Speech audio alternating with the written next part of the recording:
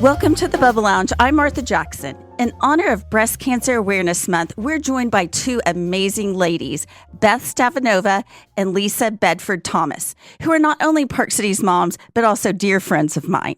Both of these women face breast cancer head-on, and today they're here to share their personal journeys. Breast cancer doesn't always come with obvious signs. Sometimes it's found during a routine checkup when you least expect it. Beth and Lisa's experiences are a reminder of just how important early detection can be. Their stories of strength, treatment, and perseverance are a must-hear for anyone, whether you're looking for information or inspiration. If you or someone you know has been affected by breast cancer, this episode will offer real-life insights, valuable resources, and a message of hope. One of the things I wish I had done when my children were younger was hire a nanny. Like a lot of you, I thought I could do it all, from caring for my family to organizing my house to running my business. But the truth is, I couldn't do it all. That's why I am so excited to introduce you to HelloNanny.com, a nanny placement service you can trust to help you find the perfect nanny for your family's needs. Instead of spending countless hours trying to do it yourself, Hello Nanny takes the time to learn about your unique needs and spends hours vetting qualified candidates just for you. In fact, many Park Cities families trust HelloNanny.com and their 20-plus years of experience to find the perfect nanny for their family. You don't have to do it all. Let HelloNanny.com take away your stress and let them find the perfect nanny you can trust. Learn more at HelloNanny.com or call 844-266-2669 to get started today. And let them know Martha from the Bubble Lounge sent you. Ladies, thank you so much for being here today. Oh, well, thank you for having us. It is a pleasure. Well, if you will, please introduce yourselves and tell us about your journey with breast cancer. I'll go first. Okay. I'm going to be greedy. I'm Lisa Thomas Bedford, and I've been a survivor since, I'll call it 2022. And I have a son at Highland Park High School, and then I have a daughter that's 23, but also a Highland Park High School graduate. That's right, because our girls graduated the same year. They sure did. Because I have 23-year-old twins, and I'm a Highland Park graduate. So we do have a lot in common, and Lisa and I both have a radio background. But do you want to start by telling about your diagnosis? Well, why don't you introduce who you are? Oh, I forgot to say my name, didn't I? Thanks, Lisa. You want to make him guess? I'm Beth Wilson Stavinoha, and I was diagnosed in 2013. And so I have been clear for a while, but I've actually since then had a second cancer, which was not related to breast cancer. And I was treated at MD Anderson for that. Otherwise, my treatment for breast cancer was here in Dallas. Okay, great. Well, walk us through how you first found out and just what that was like. You know, I'll say I was never very good, and I realize I should be saying otherwise, but I was never very good about doing the, breast exams myself. Right. You know how you're supposed to do them in the shower and all that. Yeah. But I always was really good about doing my mammograms. I never missed. And I have to admit, I got called back a lot because when you have a mammogram, there's a 2D and a 3D.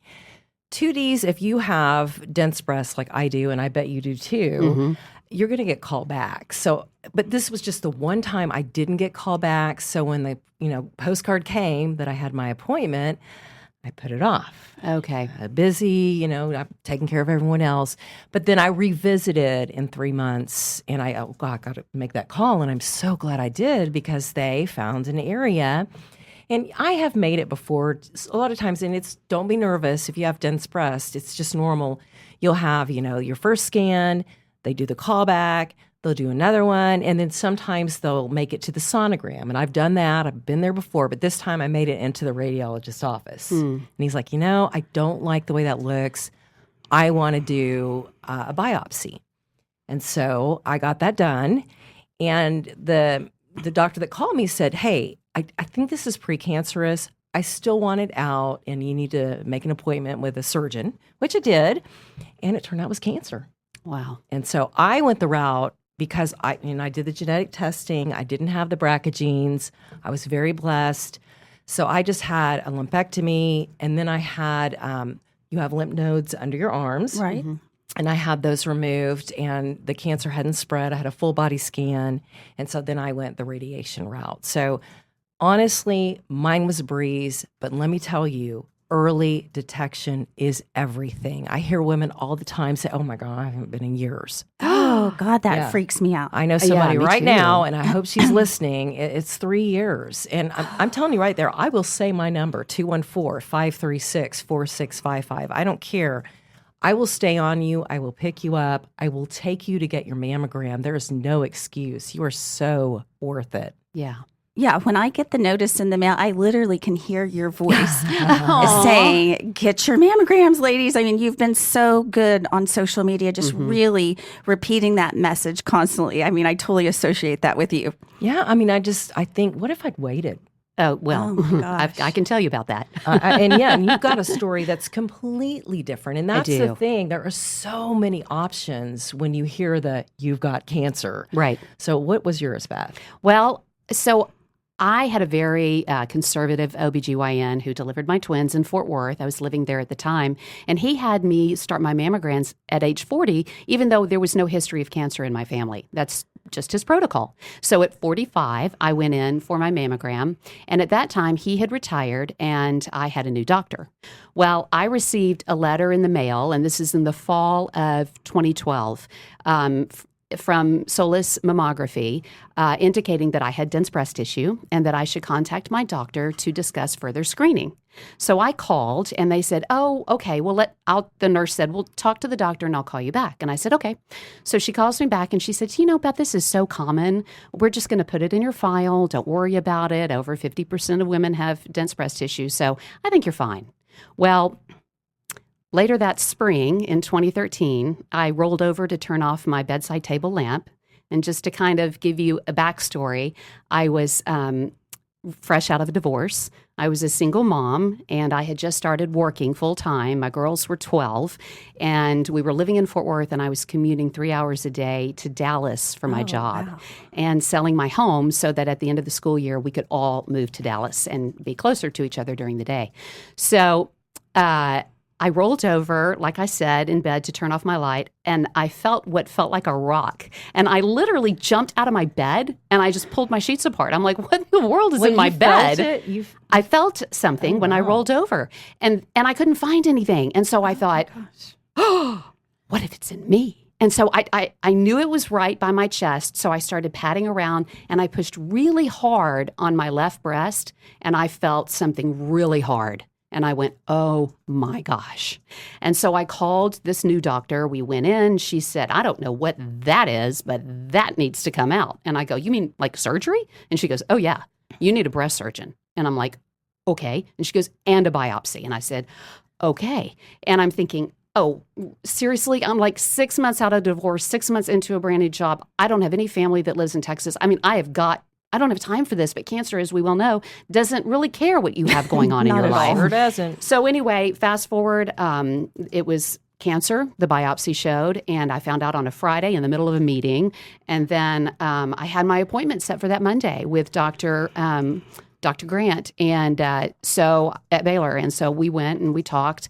Long story short, I went through 8 rounds of chemo.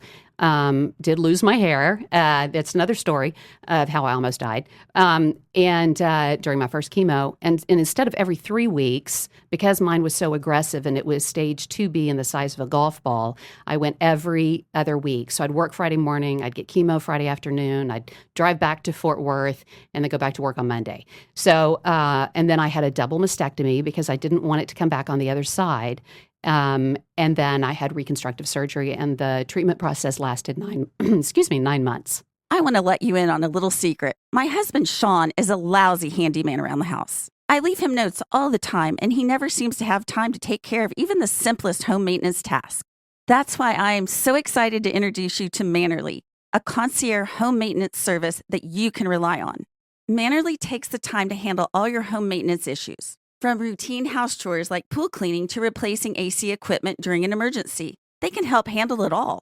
What I really like about Mannerly is they are the single point of contact for any home maintenance work or remodeling that needs to be done. They not only employ professional handymen, they also have in-house licensed electricians, painters, and carpenters providing quality service that will exceed your expectations. Guaranteed. And best of all, they manage all of your home service providers, so you don't have to worry about scheduling or managing their services. Mannerly has you covered. So if you are tired of trying to manage all the services you need for your home, contact our friends at mannerly.com. Well, and Lisa, you didn't feel anything, nothing felt out of... Mine was really deep. Okay. And I have a lot of cysts as well. I do have dense breast tissue. I mean, like, here I am. Why am I touching my breast right now? Because it's we're all okay. doing it. You touch them, but I won't. But I mean, they're always naughty, so to speak. Uh-huh. I have naughty breasts. Right. And so, Naughty. Yeah. Naughty. And I mean, mine was really deep. So when they did the biopsy, I mean, they had to really go in there, and it was tiny. I'm like I said, early detection saved my life. It saved you from chemo for sure. Yes, and I had every test possible to see if maybe the kind of cancer that I had would be reactive to chemo, and it didn't. I mean, I didn't want to rule anything out. I would do whatever the doctor said. Breast cancer comes in, it's either progesterone, it's reacted to progesterone or estrogen, or this HER2. Mm-hmm. And when you talk about you're negative for all three of those, that's tough because they don't really know how to treat it. Wow. And your options are really not there. Like if you're hormone reactive, which is, estrogen and progesterone, they can give you a pill. And if like you're, tamoxifen. Yeah, that's the only one if you are premenopausal. Once you go through menopause, it opens wide out. There's 6 or 7 that you can take. I think they call them hormone inhibitors. Yes. And so, yes, you and I both were on tamoxifen, and you hated it. I got used to it. How about that? Yeah. And I want to touch on, Martha, the dense breast tissue that Lisa brings up because it is so common. And if you have dense breast tissue and you get a mammogram, it's like looking for a snowball in a snowstorm. And that's why my mammogram didn't show the tumor. So Henda Salmaran lives in Dallas, and she found out when she had breast cancer that because of the dense breast tissue, the imaging wasn't helpful for her. So she just lobbied up and down in Austin until she got this bill passed into law called Henda's Law. So by law, you will receive this letter in the mail. It looks kind of like an ad, so don't throw it out. Read it, but talk with your doctor because it means that you need additional screening. And screening has come so far since, when I went through this in 2013. I don't even know what types of screening they do now because I don't get screened anymore. I don't have real live breasts anymore. Yeah, and just so I have what flotation devices. Once you have a mastectomy, you no longer have to have mammograms. You don't. And in fact, I got lucky by my second cancer in the sense that, and that was in my stomach. They removed 20% of my stomach. I had a really rare tumor. My only symptom was anemia, go figure. And they found it through an endoscopy. But I ended up at MD Anderson because it was so rare. And so she asked me, what kind of surveillance are you doing for your breast cancer? And I said, well, after 5 years, they kicked me out of the office. They said, you're fine, move on. And she goes, nah, I don't think so. So when I would get scanned, she would also scan my chest. And so that was really comforting to me to know that she was doing that, in addition. But again, that happened in 2018. So a lot of time has passed since then. So I'm not screened for anything anymore. So they should send you this letter if you have the dense breast. It's by law. Okay. They will absolutely send you this letter. But nobody understands it. And I said to Henda, because I called her, I wanted to meet her and find out her story. And I said, why didn't my doctor pay more attention to this letter? Right. And she said, doctors are in such a hurry because of insurance. They don't take the time to explain to you what this means. And she said, it's our biggest problem is getting the doctors on board. And the patients are asking, but the doctors aren't necessarily spending the time on it. So that's why you really have to be your own advocate and do your research. And I know you're going to post a link to Henda's Law website, and it's a great website. It tells the whole story and what you should do. So you should read the letter and you should go to the website. Yeah, when you told me about this today, I've never heard about it. And I think this is so helpful. I bet there's a lot of people out there that haven't heard about it as well. And I think that's going to be really, really helpful to help educate everyone. And maybe, Martha, you don't know about it because you don't have dense breast tissue. That may be why. But again, it doesn't it kind of looks like all the political mail we're getting right now, right? Right. So Right. I mean, It so kind of don't blends in. It does. So Right. don't blow it off, because I looked at it, I'm like, well, what is this? It doesn't seem very personal, you know. Interesting. Well, do you both feel like 40 is the right age, or do you feel like that you should start getting mammograms even younger than 40? Well, our girls will have to get mammograms earlier because Lisa and I have both had breast cancer. Okay. So my recommendation to the twins was to start at 30. I mean, are you doing that for Susie as well? Susie's had a mammogram and they found a lump. Already? Yeah, already. It was something she's had for a while, since puberty, but the last mammogram that she had, they were like, I want to see this out. So she went to my breast surgeon, Dr. Thomas, got it out, and it was benign. Most of the time, it is. Yeah, but better safe than sorry. Better safe than sorry. So she will now continue to have those early mammograms. Absolutely. And you know, it really depends on if you've had a history of breast cancer in your family, then yes, talk to your doctor about when you should start. But they're seeing breast cancer diagnosis earlier and earlier, down to women in their 20s. Oh, wow. And the reason for that is, one, education. People like Lisa who are getting on social media going, get your screening. It's people knowing if it runs in your family, you do need earlier screenings to detect it. So it's going to keep changing every year. You just really need to stay on top of it. The American Cancer Society has a great website. They will tell you what age to get any screening. But if it's in your family, that's a whole different ballgame. Right, right. And it's in my family as well. My grandmother, my mother has something called in situ, my aunt. So I was surprised that I didn't have it. There are several genes you can have for breast cancer, and they're called the BRCA genes. Right. Mm-hmm. And I didn't have them. Me neither. So Yeah. I mean, it's just crazy. And it's like, why does it happen? I mean, we just don't know. Right. But again, eat healthy, exercise, watch your alcohol intake, watch your stress level. At the time, I think that my stress level was a big part of it. Yeah, you sound like you were kind of at capacity with the stress at that time. I really was. And when my second cancer came, oddly enough, it happened right after a year and a half into my marriage to Brad, who, by the way, I met in my wig when I had no hair. So there is hope for all of us. He had a very rare stroke in his spinal cord that left him without the use of his left leg. And he was in the hospital for a month and in a wheelchair for 4 months. And so we were going through a lot. So I thought my anemia was because we had 5 kids together and I was helping take care of him. And come to find, no, it was that I had this huge angry tumor that was bleeding. And so honestly, by the grace of God, I was in the Baylor infusion room, one place I never thought I'd return to, getting iron infusions, when a nurse said to me on a Saturday, "Why are you here? I haven't seen you before. You don't really look like you have cancer." And I told her what was going on, and she said, "Have you had this screening, this, and this?" And I was like, blah, blah, blah, blah, blah. And she said, "Have you had an endoscopy?" And I said, "No." And she goes, "You need one." Later that week, I'm going to get Botox, and my paint and body guy says, that's what he calls himself, the Botox guy.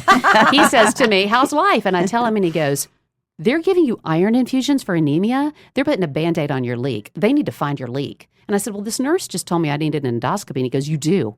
And I woke up from that, and he said, "You have a tumor, and it needs to come out immediately." And 1 week later, they removed 20% of my stomach and a racquetball-sized tumor out of my belly button. They pulled it out of my belly button. Good. It was called a Lord. gastrointestinal stromal tumor, and they only diagnose between 4,000 and 6,000 a year, and mostly in the elderly. Oh my gosh, that is crazy. And both of those cancers happened during very stressful times of my Yeah, life. right. And I do believe the body can heal itself, but I also believe the body can fall victim to itself. Mm-hmm. And so that's why I say make sure that you're exercising, one, because that has released a lot of stress, but also manage your life appropriately. And if something's not working, remove it. Yeah, that's really good advice. Hey, Park Cities families, we all feel that pinch of rising home insurance, don't we? But there is a solution, and it's closer than you think. Meet Kathy Elwell, State Farm Agency. She's not just our trusted show sponsor, she's also the expert you need to navigate these unpredictable insurance waters. Why get lost in a maze of policies and rates? Kathy has a knack for simplifying it all. Call 214-350-2692 or stop by kathyelwell.com to schedule a meeting. She's ready to review your homeowner policy and pinpoint where you could be saving more money right now. We trust Kathy wholeheartedly, and once you chat with her, you'll see why. It's not just about rates, it's about trust, expertise, and peace of mind. So don't let rising homeowner insurance costs catch you off guard.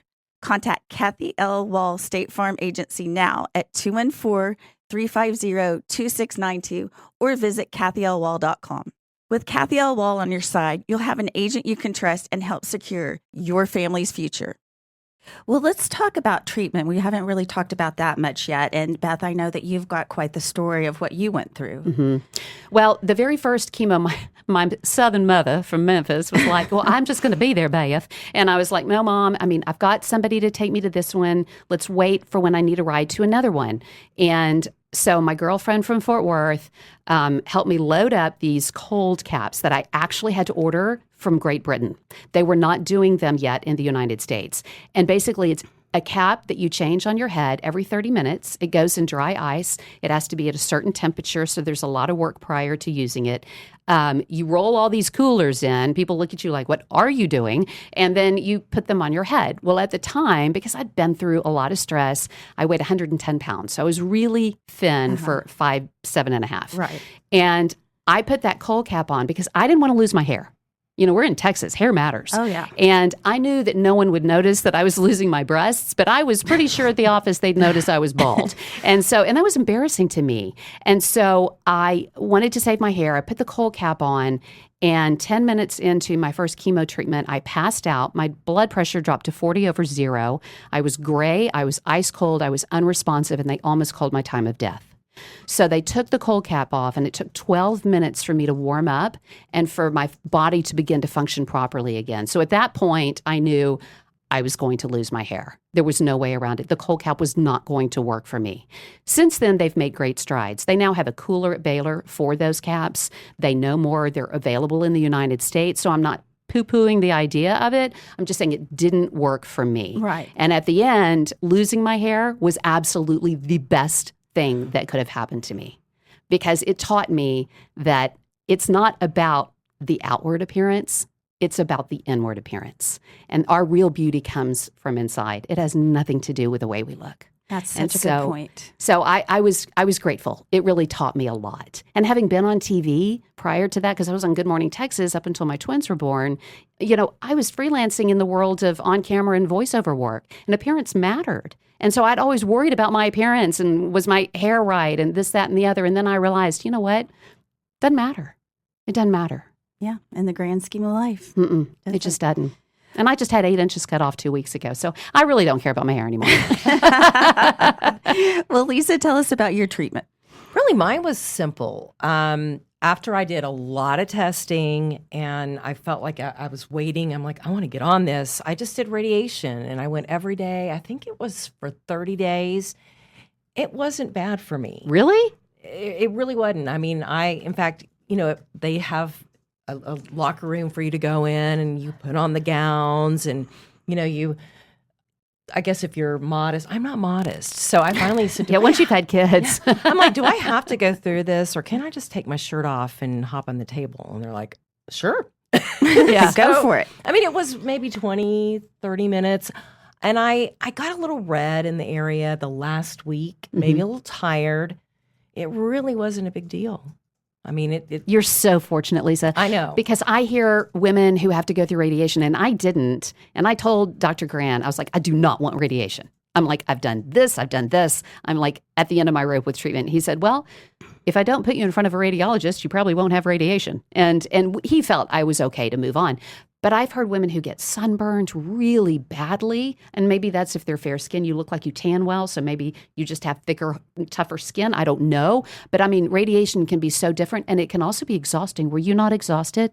I worked out every day. That may be why. I don't know. Maybe the last couple of days I felt fatigue, but I was just lucky. I did do emu oil, coconut oil, and Eucerin. Okay.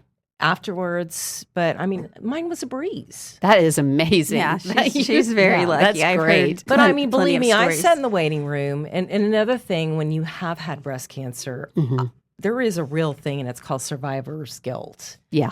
I don't like when people say, so you're cancer-free, just because I don't want to speak it into existence. Yeah. So I say that's what they tell me. Okay. There's always somebody worse, too, like when I go to the oncologist, because I still do. I mean, you see a lot of warriors. Oh, it's hard. I mean, the first day I walked into the infusion room, I was carrying the cooler. Courtney was behind me carrying a cooler, and I looked around, and it was like life just morphed into slow motion. And there were just these people with no color in their face, and they were bald, and they looked out of shape. And I was like, "Oh my gosh, is this where I'm headed?" You know, it was just so frightening. Yes. And I think that's why when I went back for the iron infusions, I looked so different. I was in heels, I was in a dress, I was working, I had hair, and it can be really difficult, and everyone's cancer is different, and everyone's treatment is different, and everyone feels differently about it and gets something different from it. There is no cookie cutter. Mm-mm. And that's actually what I do love about, I think about my great grandmother.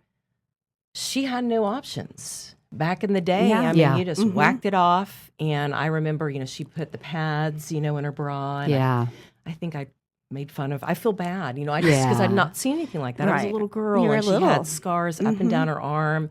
So when I was going through all my research, I just thought, how blessed. And look, it's a fact. Let's be positive about it. Let's normalize it. 1 in 8 women are gonna get breast cancer. It is not a death sentence. And deep breath. It'll be a long journey, and it'll be a lot of information. Make sure you have a journal so you can just write down everything. But it's going to be okay. Yeah. Finding an oral surgeon is hard enough for yourself, and when it comes to your kids, it can feel impossible. We suggest our friends at Stewart and Arango because from emergencies to wisdom teeth and everything in between, they have you covered. Stewart and Arango are board certified with MDs who specialize in full scope oral, facial, and implant surgeries for both children and adults. Not only is their office state of the art, they lead the industry with the most advanced techniques and procedures. And when it comes to safety, they are pediatric and adult advanced life support certified and use a 3-day local anesthesia, which keeps you comfortable while limiting the use of opioids. Best part is, they're conveniently located at Northwest Highway and Hillcrest Avenue. So if you want the best of Big D caliber oral care, come see the friendly staff at Stewart and Arango. To learn more about them or book your appointment, visit saoralsurgeons.com. That's saoralsurgeons.com. And you're right about the journal. That because I was a single working mom, the hardest times for me were in the evening after my girls had gone to bed, and I felt so lonely, and I didn't have anybody to talk to. And then chemo causes insomnia, which is really unfair. And so I'm sleeping like 4 hours a night, and I'm cleaning house, I'm taking care of kids, I'm working. It was just a tough time, and so I started. My blog, Always Wear Lipstick to Chemo.